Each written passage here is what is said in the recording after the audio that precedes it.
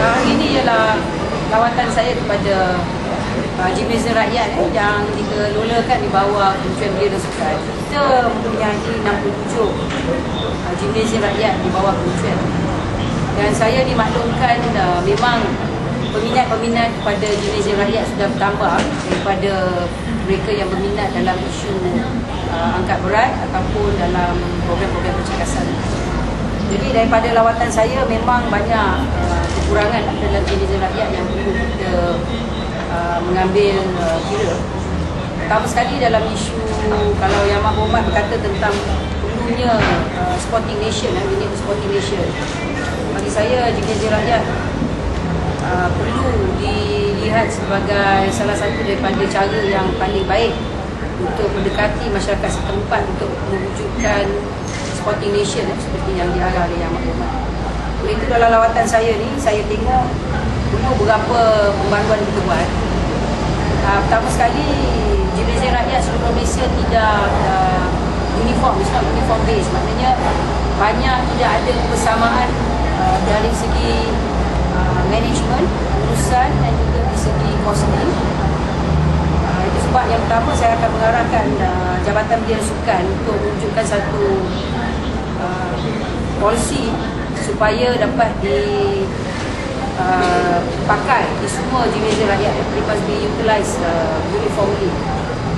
Kedua, berkenaan dengan masa pembukaan Gimnazium Rakyat perlu dibuka pada masa-masa yang dituntut. Dia tidak boleh buka 2-3 jam saja sehari. Jadi saya melihat di segi aspek kelengkapan equipment juga perlu dinaikkan taraf. Dan nombor 4, saya mengarahkan kelab-kelab Gimnazium Rakyat dikuburkan di setiap Gimnazium Rakyat. You should form a club to run the Gimnazium Rakyat and manage the Gimnazium Rakyat. Apa berlaku sekarang ialah pengarah negeri mentadbir Gimnazium Rakyat secara ad hoc yang menyebabkan kadang-kadang penyelenggaraan dan juga isu khusus-khusus yang diadakan agak tidak kurang mengeluarkan apa yang dituntut oleh Kementerian. Kalau kita nak wujudkan Sporting Nation, kita kena kemas kini bermula dengan Gimnazium Rakyat. Dan akhir sekali, saya melihat perlu kita wujudkan corporate sponsorship bagi setiap satu Gimnazium Rakyat. Saya akan cuba bincang dengan beberapa syarikat-syarikat GFC sama ada dia boleh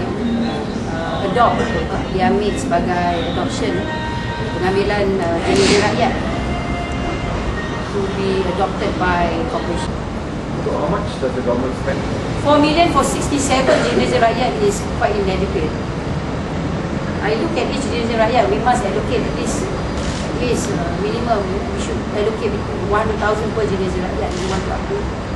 We have to consider looking at it.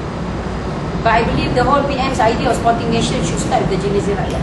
It is a public gymnasium, right? It should be more accessible and affordable to the public. Kementerian menyedari strategi yang nak keluarkan Sporting Nation ialah mewujudkan sebanyak kelab sukan di peringkat akar bumi. We must have a lot of sports club at the grassroots level. We have dan 537 kelab sukan komuniti di setiap Dewan Undangan Negeri. Dan kita juga wujudkan kelab-kelab sukan di bawah program Rakan Muda. Jadi bagi kiraan kementerian, kelab-kelab yang kita wujudkan memang mencukupi, dia kelab sendiri is adequate. Tapi masalahnya ialah pembelanjaan kementerian. We spend 43,000 per club for KSK, kelab sukan komuniti, and we 10,000 untuk setiap kelab sukan Rakan Muda. Tapi itu tahun 2007. Jadi pada tahun ini, kalau Yang Berhormat kata Sporting Nation, we have to continue with this program. Itu sebab bagi kementerian, kita menggalakkan perubahan kelab sukan. Saya dalam aspek persatuan sukan pun saya tegur tentang isu kelab sukan. You must have more sports club di grassroots level.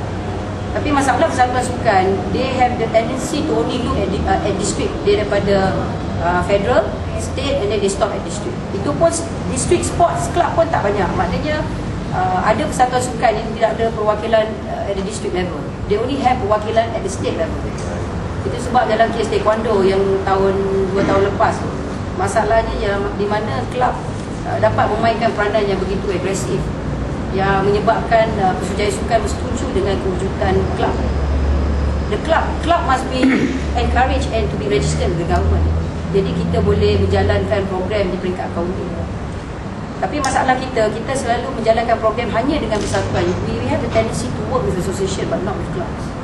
Itu sebabnya saya mengarahkan Gimnasium Rakyat to wujudkan clubs Gimnasium Rakyat di setiap kawasan. Maknanya di Kampung Pandan ni dia ada satu club Gimnasium Rakyat. Jadi the club will be funded by the government to see the development and running programs in the Gimnasium Rakyat. You need a sports club at the grassroots level now. You can't go forward for sports without a sports club on the grassroots level. Yang ada persatuan tak setuju lah saya jadi maklumat.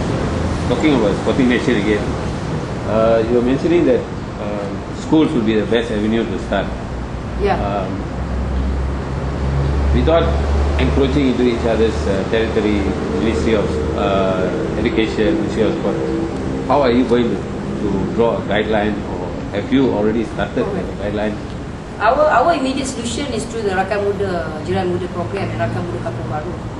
So we strategize with the Department of Unity, Jabatan Perpaduan, for after school program.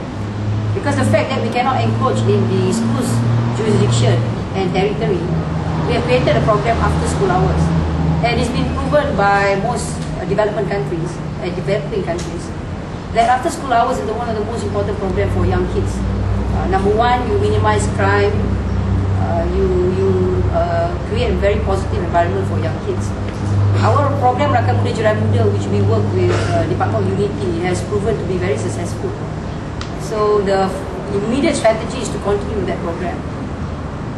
As far as the schools are concerned, we are encouraging for the schools to have more.